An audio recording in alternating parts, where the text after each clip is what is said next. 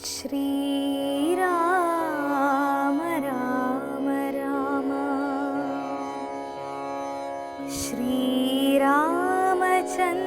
ജയ ശ്രീരാമ രാമ രാമ ശ്രീരാമഭദ്ര ജയ.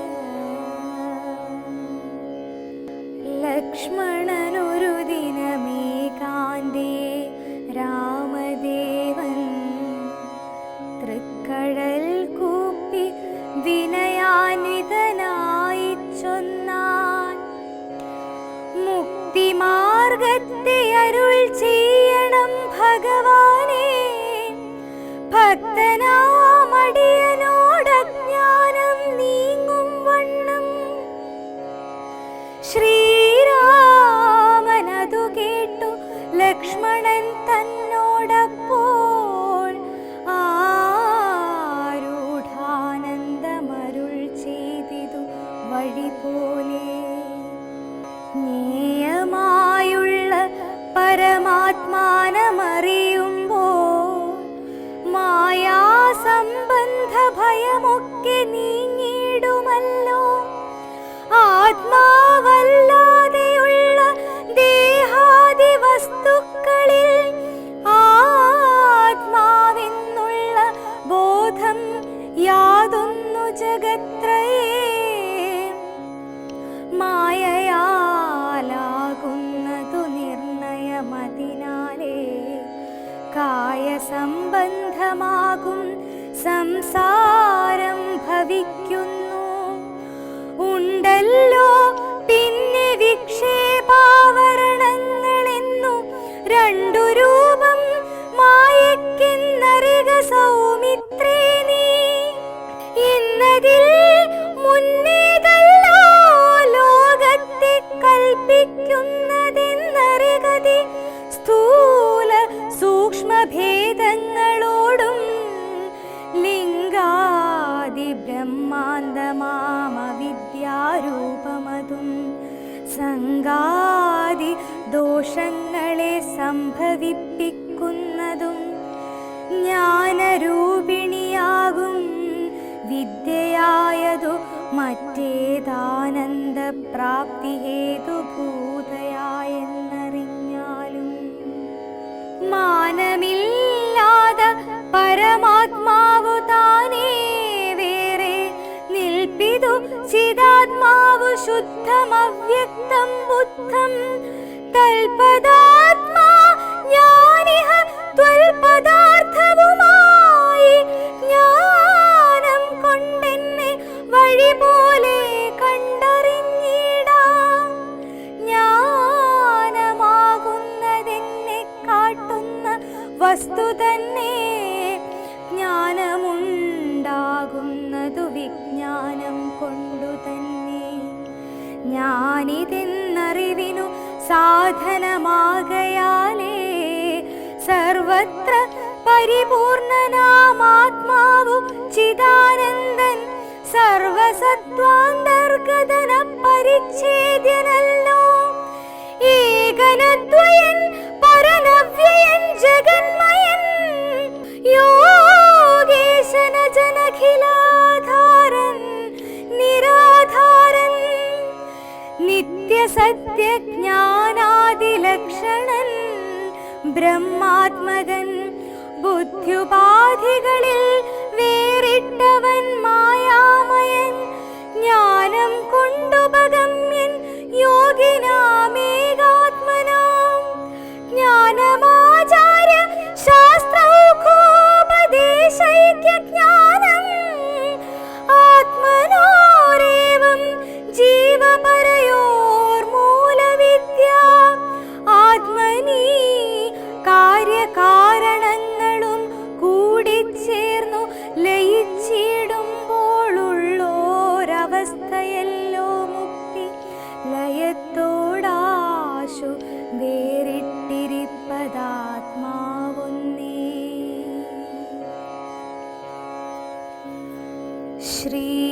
ശ്രീരാമ രാമ രാമ രാമ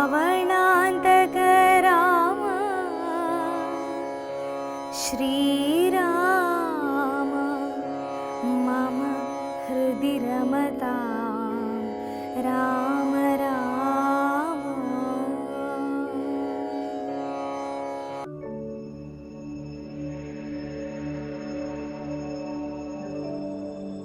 ഓം ശാന്തി. രാമായണത്തിൽ ഒരു സുന്ദരമായിരിക്കുന്ന, അതീവ സുന്ദരമായിരിക്കുന്ന ഒരു വർണ്ണനയിലാണ് വാത്മീകി മഹർഷി നമ്മളെ ഈ യാത്രയിൽ കൊണ്ടെത്തിച്ചിരിക്കുന്നത്. വളരെ മനോഹരമായിരിക്കുന്ന പഞ്ചവടിയെക്കുറിച്ചുള്ള വർണ്ണന പറയുന്നുണ്ട്. അത് ശരിക്കും മനുഷ്യ ശരീരത്തെ ഇത്രയും വിചിത്രമായി വർണ്ണിച്ച മറ്റൊരു ഗ്രന്ഥം വേറെ ഉണ്ട് എന്നെനിക്ക് തോന്നുന്നില്ല. പഞ്ചവടിയിലാണ് രാമലക്ഷ്മണന്മാർക്കും സീതയ്ക്കും താമസിക്കാൻ വേണ്ടതായിരിക്കുന്ന ഗൈഡൻസ് അഗസ്ത്യമുനി കൊടുക്കുന്നത്. അവിടെ മനോഹരമായിട്ടൊരു ആശ്രമം ഉണ്ടാക്കി, ഇലകളൊക്കെ ഉപയോഗിച്ചുകൊണ്ട് മെത്തയുണ്ടാക്കി രാമലക്ഷ്മണന്മാർ ഒന്നിച്ചുണ്ടാക്കി കഴിഞ്ഞ ശേഷം രാമനും സീതയ്ക്കും ഉറങ്ങാനുള്ള അവസരം പ്രഭാതത്തിൽ അവരൊന്നിച്ചു പോയി ഗംഗാനദിയിൽ സ്നാനം കഴിഞ്ഞ് വരുന്ന സമയത്ത് ലക്ഷ്മണൻ കുടത്തിൽ വെള്ളം എടുത്തു കൊണ്ടുവരും. അങ്ങനെ ഏറ്റവും ഒരു സന്തുഷ്ട കുടുംബത്തിൻ്റെ എല്ലാ വർണ്ണയും നമുക്കവിടെ കാണാം. ഈ പഞ്ചവടി എന്ന് പറയുന്ന ഒരൊറ്റ വാക്കിലവിടെ വർണ്ണനയിൽ മുഖ്യമായിരിക്കുന്ന 5 ആൽമരങ്ങൾ നിൽക്കുന്ന സ്ഥലമായിരുന്നു അത് എന്ന് വർണ്ണിക്കുന്നുണ്ട്. ഇവിടെയാണ് ഈ ഒരു പഞ്ചവടിയുടെ രഹസ്യം വാത്മീകി മഹർഷി ഒളിപ്പിച്ചു വച്ചിരിക്കുന്നതായിരിക്കുന്ന സ്ഥാനവും. ശരിക്കും മനുഷ്യ ശരീരത്തിന് നമുക്കിന്ന് അതിൻ്റെ പൂർണ്ണഭാവത്തിൽ സയൻസിൻ്റെ സാധനങ്ങൾ സഹായത്തോടെ കാണാമല്ലോ. നെർവസ് സിസ്റ്റത്തിനെ വർണ്ണിക്കുന്ന നമ്മുടെ ബോഡി അഥവാ ശരീരത്തെ കാണുകയാണെങ്കിൽ നിങ്ങൾക്ക് മനസ്സിലാവും ശരിക്കും ഒരു ആൽമരം പോലെയാണ് അത്. അതിൽ നാഡീവ്യൂഹങ്ങളെ മാത്രം നോക്കിയാൽ ആൽമരത്തിന് നിറയെ കൊമ്പുകൾ കെട്ടുപണിഞ്ഞ് നിൽക്കുന്നത് പോലെ ഒരു മരം പോലെ ഈ ശരീരത്തിൻ്റെ ഉൾഭാഗത്തുള്ള നാഡീവ്യൂഹം അഥവാ നെർവസ് സിസ്റ്റത്തിൻ്റെ വിന്യാസം അത് വളരെ വിചിത്രമായ രീതിയിൽ പഞ്ചഭൂതങ്ങൾ കൊണ്ടുണ്ടാക്കിയ ശരീരം ഒരു മരം പോലെ വളർന്നു നിൽക്കുന്ന ഇതിൻ്റെ ഉള്ളിൽ അതിൻ്റെ മൂലസ്ഥാനത്ത് അഥവാ ആജ്ഞാചക്രത്തിൽ അതിസൂക്ഷ്മ ബിന്ദുവായിരിക്കുന്ന ആത്മാവ് ഈ ലോകത്തിൽ വസിക്കുന്ന കാര്യത്തിനെ വളരെ രസകരമായിക്കൊണ്ട് 5 ആൽമരങ്ങൾ നിൽക്കുന്ന മനോഹരമായിരിക്കുന്ന ഒരു സ്ഥലത്ത് രാമനും സീതയും ലക്ഷ്മണനും കൂടി എങ്ങനെ സന്തോഷമായി വസിച്ചു. രാമനും സീതയും ലക്ഷ്മണനും നമ്മൾ നേരത്തെ ഇത് പരാമർശിച്ച കാര്യമാണ്. പരമാത്മാവിൻ്റെ സാന്നിധ്യത്തിൽ പവിത്രമാകുന്ന കർമ്മങ്ങളിലൂടെ ത്യാഗഭാവത്തോടെ ജീവിക്കാൻ തുടങ്ങിയാൽ ജീവിതം സസന്തോഷം നിറഞ്ഞതാണ്. ചിത്രകൂടത്തിലും ഈ കാര്യം നമ്മൾ പരാമർശിച്ചിരുന്നു എന്ന് ഞാൻ ഓർക്കുന്നുണ്ട്. അപ്പം അതുകൊണ്ട് ഈ 3 കാര്യങ്ങളുടെ കൂട്ടുകെട്ടോടെ നിങ്ങൾ ജീവിക്കുന്നുവെങ്കിൽ ഈ ലോകം കാനനം കലിയുഗത്തിൻ്റെ ഘോര കലിയുഗമാണെങ്കിലും അങ്ങനെ വേണം പറയാനല്ലോ അല്ലേ. മനുഷ്യനെ പച്ചയ്ക്ക് തിന്നുന്ന ലോകമായി മാറിക്കഴിഞ്ഞു. ചില ഒരു സ്ഥലത്ത് ഞാൻ റിപ്പോർട്ട് വായിച്ചു, കുറച്ചൊരു മാനസികമായിട്ടുള്ള വിഭ്രാന്തിയുള്ള ഒരമ്മ വഴിതെറ്റി ഏതോ ഒരു കടലോരത്ത്, സ്ഥലമൊന്നും ഞാൻ പറയണില്ല, അവിടെ എത്തിച്ചേർന്നപ്പോൾ അവിടെയുള്ളതായിരിക്കുന്ന ആളുകൾ കുറച്ച് പുരുഷന്മാർ ആ അമ്മേനെ കൊന്ന് അവരുടെ ശരീരത്തിൻ്റെ പല ഭാഗങ്ങളെയും മുറിച്ച് ചുട്ടു തിന്നൊക്കെ ഞാൻ കേട്ടപ്പോൾ ശരിക്കും ബോധ്യപ്പെട്ട പോലെ തോന്നിപ്പോയി. ഇത് ഘോര ദണ്ഡകാരണ്യ വനം തന്നെ, ഘോര കാനനം അല്ലെങ്കിൽ ഘോര കലിയുഗം എന്നൊക്കെ പറയാം. മനുഷ്യന്മാരെ കുഞ്ഞുങ്ങളെ പൊരിച്ച് തിന്നുന്ന കാലഘട്ടം, മനുഷ്യനെ തിന്നുന്ന കാലഘട്ടം, അനാവശ്യമായിട്ട് പ്രതികാരം തീർക്കാൻ വേണ്ടി ഒരു മനുഷ്യൻ മറ്റൊരു മനുഷ്യനെ 2 വേലിയുടെ അല്ലെങ്കിൽ ആ മതിലിൻ്റെ ഏരിയയുടെ തർക്കത്തിന് വേണ്ടി ഒരാളെ കാർ ഓടിച്ച് കയറ്റി കൊല്ലുക, എന്തൊക്കെയാണ് നമ്മൾ കാണണ്ട ഈ കാലത്ത്. ഇനി ഇതിനേക്കാൾ മേലെ ഘോരാവാൻ എന്താ ഉള്ളേ. ഒരിക്കലും അമ്മ കുഞ്ഞിനെ കൊല്ലില്ല എന്ന് എത്ര ക്രൂരനായിട്ടുള്ള മകനും ആശ്രയം തേടി വരാവുന്ന ഒരിടാണ് അമ്മ. അതുകൊണ്ട് നമ്മൾ പറഞ്ഞിരുന്ന ആകാശത്വം പോലെ ഉയരുള്ള ഒരു സാധനം ഈ ഭൂമിയിലുണ്ടെങ്കിൽ ഭൂമിയേക്കാൾ താഴ്ന്നൊരു സ്ഥലം ഈ ലോകത്തുണ്ടെങ്കിൽ അത് അമ്മ എന്ന് നമ്മൾ പറഞ്ഞിരുന്നു. അതിനും ഇന്ന് കളങ്കം വന്നു പോയില്ലേ. അമ്മമാർ കുഞ്ഞുങ്ങളെ കൊല്ലുന്ന കാലം, ഇഷ്ടപ്പെട്ടൊരു പുരുഷൻ്റെ കൂടെ പോകാൻ വേണ്ടി കുഞ്ഞിനെ കൊന്ന് അമ്മമാർ പോകുന്ന കാലം, തൻ്റെ ജീവിതം വഴിവിട്ട് ജീവിച്ചിട്ട് ജനലിലൂടെ കുഞ്ഞിനെ കവറിലാക്കി പുറത്തെറിയുക. ഇതൊന്നും എന്നേക്കാൾ കൂടുതൽ ഒരുപക്ഷെ നിങ്ങൾക്ക് അറിയുന്നുണ്ടായിരിക്കും അല്ലേ. ആ കാലഘട്ടത്തിൽ ഘോര കാനനത്തിലാണ് മനുഷ്യൻ്റെ ജീവിതം. ഇവിടെ സമാധാനത്തോടെ ജീവിക്കണമെങ്കിൽ തീർച്ചയായിട്ടും രാമൻ്റെ കൂട്ട് വേണം, സീതയുടെ കൂട്ട് വേണം, ലക്ഷ്മണൻ്റെ കൂട്ട് വേണം. എങ്കിൽ നമുക്ക് ഈ ശരീരത്തിലിരുന്നിട്ട് തെറ്റൊന്നും ചെയ്യാതെ വിവേകത്തോടെ, രാമൻ എന്നത് വിവേകമാണ്. നമ്മൾ നേരത്തെ പറഞ്ഞിരുന്നില്ലേ, രാമൻ വിവേകത്തോടെ, സീത എന്ന പവിത്രതയോട് കൂടിയിട്ട് ലക്ഷ്മണൻ എന്ന ത്യാഗഭാവത്തോടെ ജീവിക്കുകയാണെങ്കിൽ ജീവിതം സന്തോഷം നിറഞ്ഞതാണ്. അത് ദണ്ഡകാരണ്യ വനത്തിലാണെങ്കിലും ചിത്രകൂടത്തിലാണെങ്കിലും അയോധ്യ നഗരിയിലാണെങ്കിലും മിഥിലയിലാണെങ്കിലും എവിടെയാണെങ്കിലും ഈ കൂട്ടുകെട്ട് നിങ്ങളുടെ ജീവിതത്തെ എപ്പോഴും ആനന്ദം നിറഞ്ഞതാക്കി നിലനിർത്തും എന്ന് രാമായണത്തിൻ്റെ ആദ്യം മുതൽ അവസാനം വരെ കാണിച്ചു തരുന്നുണ്ട്. എവിടെയാണോ ഈ കൂട്ടുകെട്ടിലൊരു വിള്ളൽ, അവിടെയാണ് ആത്മദുഃഖിയാവുന്നുള്ളൂ. അപ്പം അതുകൊണ്ട് ഇങ്ങനെയാണ് ജീവിക്കേണ്ടത് എന്ന് ആ സന്ദർഭത്തിലൂടെ വാത്മീകി മഹർഷി നമുക്ക് കാണിച്ചു തരികയാണ്. അതുകൊണ്ട് പഞ്ചവടി എന്ന് വെച്ചാൽ അർത്ഥം പഞ്ചഭൂതങ്ങൾ അടങ്ങിയതായിട്ടുള്ള ഈ ശരീരം, അതിൽ ആത്മ പരിശുദ്ധമായ സ്ഥാനത്ത്, ഈ ദേഹത്തിൽ ഏറ്റവും പരിശുദ്ധമായിട്ടുള്ള സ്ഥാനമാണ് ആജ്ഞാചക്രം എന്ന് പറയുന്നത്. ആജ്ഞാചക്രത്തിലാണ് ആത്മ വസിക്കുന്നത്. അതുകൊണ്ടാണ് അവിടെ സയൻസിൻ്റെ ശാസ്ത്രജ്ഞന്മാരും ഡോക്ടേഴ്സൊക്കെ പറയുന്നത് അങ്ങനെ തന്നെയല്ലേ. നമ്മുടെ ആജ്ഞാചക്രം, അവരുടെ ഭാഷയിൽ പറഞ്ഞ പിറ്റ്യൂട്ടറിയും പിനിയൽ ഗ്ലാൻസും കൂടി ചേരുന്ന സ്ഥാനത്തുനിന്ന് അവിടെ നിന്നുള്ള പ്രകമ്പനങ്ങളാണ് ഈ ശരീരത്തിലെ എല്ലാ ആക്ഷനെയും കൺട്രോൾ ചെയ്യുന്നത്. അവിടെ ശുദ്ധമായ സ്ഥാനത്ത് വസിച്ചുകൊണ്ട് ആത്മാവ് സസുഖം വാഴുകയാണ് ഈ 3 പേരുടെ കൂട്ടുകെട്ടുണ്ടെങ്കിൽ. എടുത്തു പറയുകയാണ് ഞാൻ, സുഖത്തോടെ വസിക്കണമെങ്കിൽ ഈ 3 കൂട്ടുകെട്ടുണ്ടെങ്കിൽ സ്വസ്ഥാണ്. അങ്ങനെയാണ് പഞ്ചവടിയിൽ താമസിക്കാൻ തുടങ്ങുന്നത്. പഞ്ചവടിയിൽ താമസിക്കുന്ന സന്ദർഭത്തിൽ സ്വസ്ഥമായി ശാന്തമായ ജീവിതം മുന്നോട്ട് കൊണ്ടുപോകുമ്പോൾ ലക്ഷ്മണൻ്റെ മനസ്സിലൊരാഗ്രഹം വരികയാണ്. പണ്ട് രാമൻ ജ്ഞാനം ഉപദേശിച്ചിരുന്നു. മുന്ന് ക്രുദ്ധനായി നിൽക്കുന്ന ലക്ഷ്മണനെ ശാന്തമാക്കാൻ വേണ്ടിക്കൊണ്ടും ശ്രീരാമൻ ജ്ഞാനം ഉപദേശിച്ചിരുന്നു. അന്നത് കേട്ടപ്പോൾ അശാന്തമായ മനസ്സായതുകൊണ്ട് പൂർണ്ണമായിട്ട് ഉൾക്കൊള്ളാൻ പറ്റിയില്ല. അതുകൊണ്ട് ഇപ്പോൾ ശാന്തമാണ് ഞാൻ, എനിക്ക് മോക്ഷമാർഗം ഉപദേശിച്ചു തരൂ എന്ന് ശ്രീരാമൻ്റെ അടുത്ത് ലക്ഷ്മണൻ വന്ന് ചോദിക്കുകയാണ്. അത്യധികം വാത്സല്യത്തോടും സ്നേഹത്തോടും ആദരവോടും കൂടി ശ്രീരാമൻ ഈ സന്ദർഭത്തിൽ ലക്ഷ്മണന് യഥാർത്ഥമായിരിക്കുന്ന മോക്ഷമാർഗം എന്ത് എന്ന് വർണ്ണിക്കുന്ന ഒരു വളരെ ശരിക്കും പറയാം രാമായണത്തിൻ്റെ അന്തസ്സത്ത ഈ 2 ഉപദേശങ്ങളിലാണെന്ന് പറയാം. ഒന്നാമത്തെ ഉപദേശം ഒരു ക്രുദ്ധനായ ജീവാത്മാവിനെ ശാന്തമാക്കാൻ വേണ്ടിയുള്ള ആത്മജ്ഞാനത്തിൻ്റെ ഉപദേശം. മറ്റൊന്ന് ശാന്തമായ ആത്മാവിന് മോക്ഷമാർഗത്തിലേക്ക് വേണ്ടിക്കൊണ്ടുള്ളതായിരിക്കുന്ന പരമാത്മപരിചയം, അല്ലെങ്കിൽ പരമാത്മാവിനെ ഭഗവാൻ ആര് എന്ന് പരിചയപ്പെടുത്തുന്നതായിരിക്കുന്ന സന്ദർഭം. ഈ 2 സന്ദർഭങ്ങളാണ് രാമായണത്തിൻ്റെ അന്തസത്ത, അഥവാ രാമായണത്തിലത് മെയിനായിരിക്കുന്ന പോയിൻ്റ്, അല്ലെങ്കിൽ രാമായണത്തിൻ്റെ സാരം എന്നൊക്കെ നമുക്കിതിനെ വിശേഷിപ്പിക്കാം. അങ്ങനെ ഒരു സന്ദർഭത്തിലാണ് ലക്ഷ്മണൻ പോയിട്ട് രാമനോട് ചോദിക്കുന്ന ഉപദേശം.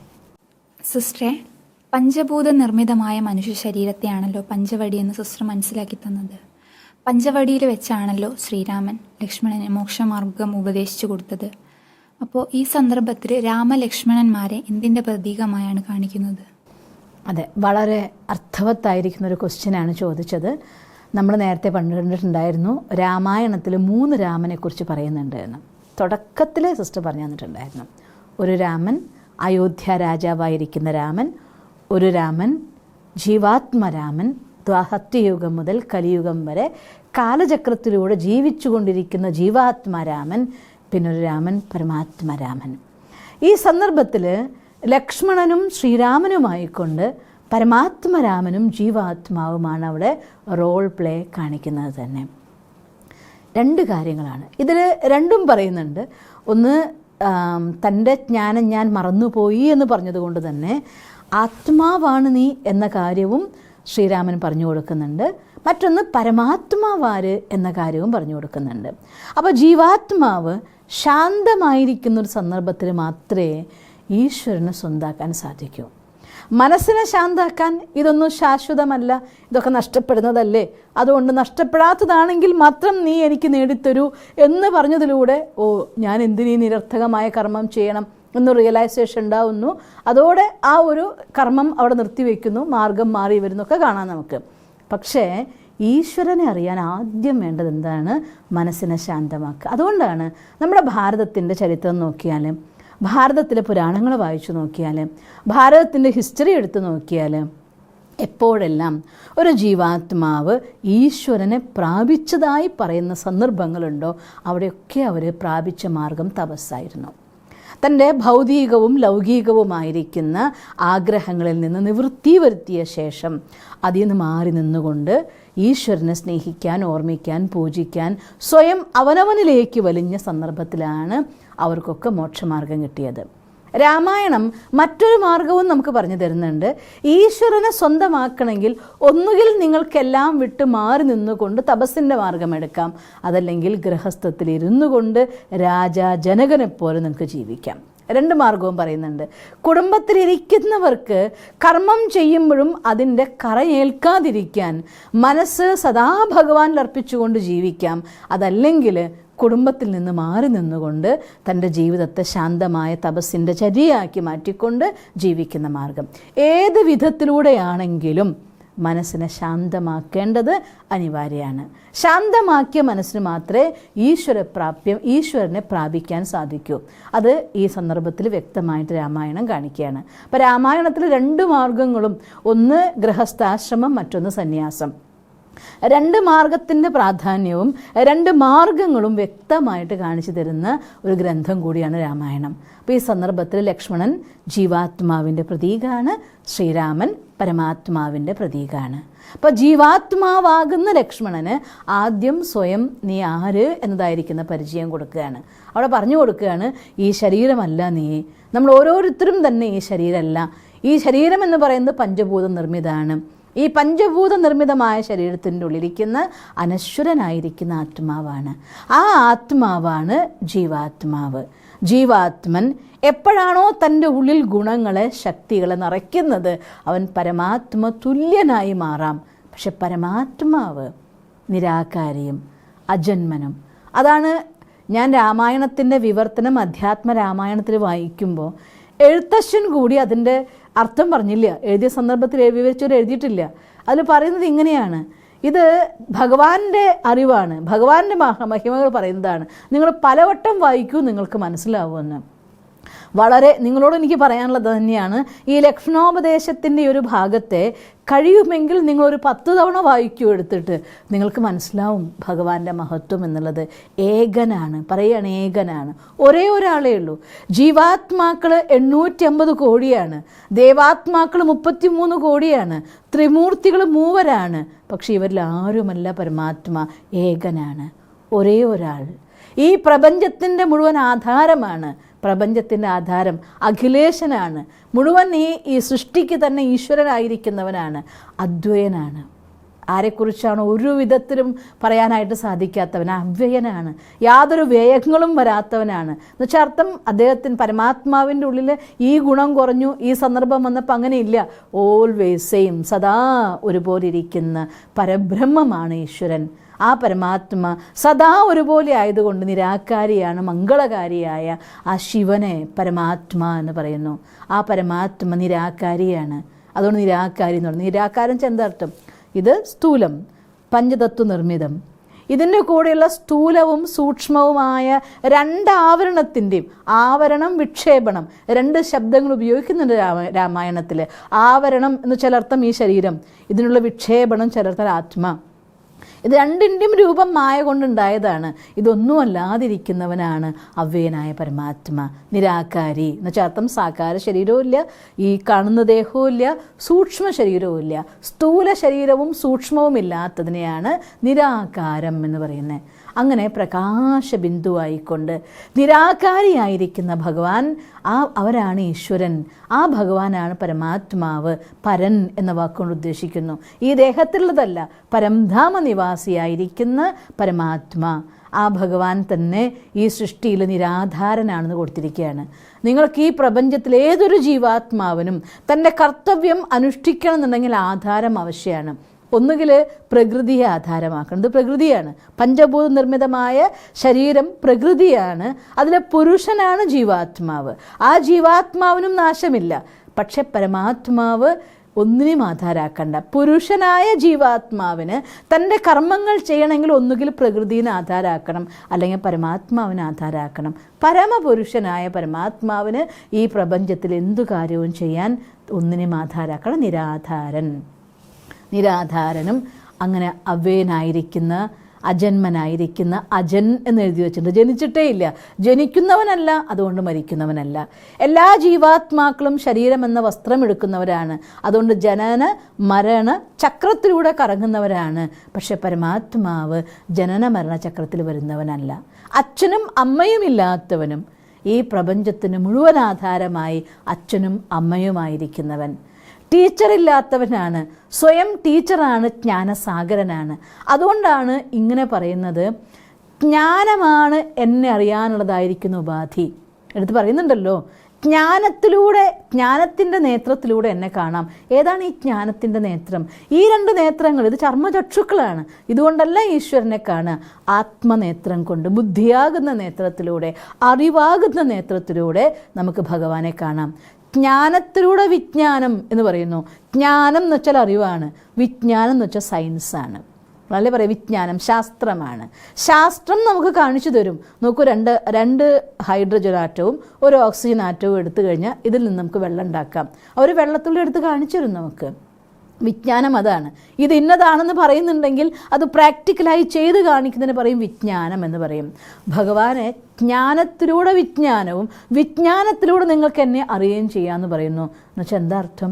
ജ്ഞാനത്തിലൂടെ ഞാൻ ആരെന്നറിയുമ്പോൾ, ജ്ഞാനത്തിലൂടെ 3ാമത്തെ കണ്ണു തുറക്കുന്ന സന്ദർഭത്തിൽ വിജ്ഞാനം അഥവാ പരമസത്യമായ പരമാത്മാവിനെ നമുക്ക് കാണാൻ പറ്റും. ഈശ്വരനെ കാണുന്നത് കണ്ണുകൾ കൊണ്ടുള്ള ഒരു കാഴ്ചയല്ല, ഈശ്വരനെ കാണുന്നത് അനുഭവമാണ്. ഈശ്വരനെ കാണുന്നത് അറിവല്ല, ഈശ്വരനെ കാണുന്നത് അനുഭൂതിയാണ്. അതുകൊണ്ടാണ് നിങ്ങൾക്ക് ജ്ഞാനത്തിലൂടെ വിജ്ഞാനത്തിലൂടെ എന്നെ അറിയാം. നമ്മൾ നേരത്തെയും പറഞ്ഞ് നിങ്ങൾ ഓർക്കുന്നുണ്ടാവും, വിജ്ഞാനം യോഗയാണ്, മെഡിറ്റേഷനാണ്, കൂടിച്ചേരലാണ്. ജീവാത്മ പരമാത്മാവിനെ അറിയുമ്പോൾ, ഭഗവാനെ മനസ്സിലാക്കുന്ന സന്ദർഭത്തിൽ അതിസൂക്ഷ്മാതിസൂക്ഷ്മ സ്വരൂപമായ ഈശ്വരനെ തിരിച്ചറിയുമ്പോൾ ജീവാത്മ തൻ്റെ മോക്ഷം നേടുന്നു എന്ന് എഴുതിയിരിക്കുന്നു. മോക്ഷം എന്നുള്ള വാക്കിനർത്ഥം മോഹക്ഷയം എന്നാണ്. എങ്ങനെയാണ് ഈശ്വരനെ അറിയുമ്പോൾ മോഹക്ഷയം ഉണ്ടാവുന്നത്? ഞാൻ ഗീതയിലെ വാക്കുകൂടി ഓർത്തു പോവുകയാണ്. കവിം പുരാണം മനുഷാസിതാരം അണോരണീയാംസു അനുസ്മരേദ്യ സർവസ്യദാധാരം അചിന്യരൂപം ആദിത്യവർണം തമസ പരസ്ഥാ നിഗീതയിൽ എഴുതിയിട്ടുണ്ടല്ലോ. അതായത് അണോരണീയം, അണുവിലും അണുവായിരിക്കുന്ന പരമാത്മാവിനെ ജീവാത്മ തിരിച്ചറിയുമ്പോൾ, നിങ്ങളൊന്ന് ആലോചിച്ച് നോക്കിയേ, ഈ സൃഷ്ടിയിലെ സർവ്വസുഖങ്ങളും സർവ്വ ആനന്ദങ്ങളും സർവ്വ അനുഭൂതികളും എല്ലാതും ഒത്തുചേർന്ന ഒരു വസ്തു നിങ്ങൾ സ്വന്തമാക്കിയെങ്കിൽ പിന്നെ നിങ്ങൾ എന്തെങ്കിലും വേണമെന്ന് ആഗ്രഹിക്കുമോ? ആഗ്രഹം ഉണ്ടാകാൻ ഒരു സാധ്യത പോലും ഉണ്ടോ ഒരാൾക്ക്? ഇല്ല. ഭഗവാൻ അതാണ്. ഈ സൃഷ്ടിയിലെ സർവ്വസുഖങ്ങളും സർവ്വ ആനന്ദവും പരമാനന്ദവും സർവജ്ഞാനവും എല്ലാം അലിഞ്ഞു ചേർന്ന ഭഗവാൻ. ആ ഭഗവാനുമായിട്ട് ജീവാത്മ സമാഗമിക്കുമ്പോൾ അതിൻ്റെ അനുഭൂതി പരമാനന്ദമാണ്. ആനന്ദം കൂടിയല്ല, പരമാനന്ദമാണ്. അങ്ങനെ പരമാനന്ദത്തിന് ഭഗവാനെ അനുഭൂതി ചെയ്തൊരു ജീവാത്മാവിന് ഈ സൃഷ്ടിയിൽ ഒന്നും വേണമെന്നില്ല. അവർക്ക് ബന്ധവും വേണ്ട, മനുഷ്യനും വേണ്ട, സ്ഥാനവും വേണ്ട, ധനവും വേണ്ട, ജനവും വേണ്ട. ആ നിമിഷത്തിൽ നിന്ന് മാറാതിരിക്കാൻ എന്ത് ചെയ്യണം? അത് മാത്രമായിരിക്കും ഒരു ജീവാത്മാവിനുണ്ടായിരുന്ന ആഗ്രഹം. അതിൻ്റെ പേരാണ് മോക്ഷം. മോക്ഷം മീൻസ് മോഹക്ഷയം. എനിക്കിനി ഈ ഭൂമിയിൽ ഒന്നും വേണ്ട ഭഗവാനെ, നിന്നെ മതി, നിൻ്റെ കൂടെയുള്ള ഈ സാമീപ്യം, നിന്നുമായിട്ടുള്ള ഈ സമാഗമത്തിൻ്റെ സുഖം, ആ പരമാനന്ദത്തിൻ്റെ ലഹരി, അതിലിരുന്നാൽ മതി എന്നൊരു ജീവാത്മ ആഗ്രഹിക്കുമ്പോൾ, അനുഭൂതി ചെയ്യുമ്പോൾ അതിൻ്റെ പേര് മോക്ഷം. മോഹക്ഷയമാകുന്ന മോക്ഷം. അങ്ങനെയുള്ള മോക്ഷം നേടാൻ വേണ്ടിക്കൊണ്ടാണ് ഭഗവാൻ നമുക്ക് രാജയോഗം പഠിപ്പിക്കുന്നതും. ഞാൻ ആരെന്ന് മനസ്സിലാക്കി പരമാത്മാവിനെ അറിഞ്ഞ് ആ ഈശ്വര സമാഗമത്തിലൂടെ അതിൻ്റെ സുഖത്തിൻ്റെ അനുഭൂതിയിൽ, അതൊരിക്കലും വർണ്ണിക്കാനാവുന്നതല്ല, അത് അനുഭവിച്ചറിയാനുള്ളതാണ്. അതുകൊണ്ട് ജ്ഞാനത്തിലൂടെ വിജ്ഞാനത്തിലൂടെ നിങ്ങൾക്ക് എന്നെ സ്വന്തമാക്കാം എന്ന് രാമായണത്തിൽ എഴുതി വച്ചിരിക്കുന്നു. അതുകൊണ്ട് ജ്ഞാനത്തിലൂടെ ഞാൻ ആരെന്നറിയണം. ഞാൻ ആത്മാ എന്നുള്ളതായിരിക്കുന്ന ബോധത്തിലിരുന്നു കൊണ്ട്, അവസ്ഥയിലിരുന്നു കൊണ്ട് ആ പരമാത്മാവിനെ ഓർമ്മിക്കുമ്പോൾ ആ സമാഗമത്തിൻ്റെ സുഖം, ആ വിജ്ഞാനം അനുഭൂതിയായി, ശക്തിയായി നമ്മുടെ ജീവിതത്തിൻ്റെ സാർത്ഥകമാക്കുന്ന അത്രയും മഹത്തരമായിരിക്കുന്ന ഒരു സന്ദേശമാണ് ലക്ഷണോപദേശത്തിലൂടെ വാത്മീകി മഹർഷി നമുക്ക് വേണ്ടി തന്നിരിക്കുന്നത്. അത് മനസ്സിലാക്കാൻ ഒരിക്കൽ കൂടി ഞാൻ പറയാം, രാമായണത്തിലെ ലക്ഷണോപദേശം കഴിയുമെങ്കിൽ പലവരും ആവർത്തിച്ചു വായിക്കാൻ, മനസ്സിരുത്തി വായിക്കൂ, ഓരോ വാക്കും മനസ്സിലാക്കാൻ വേണ്ടി വായിക്കൂ. എങ്കിൽ ആ പരമാനന്ദ അനുഭവം ഉണ്ടാവട്ടെ. ഓം ശാന്തി. മനസ്സിലായോ? ഓം ശാന്തി.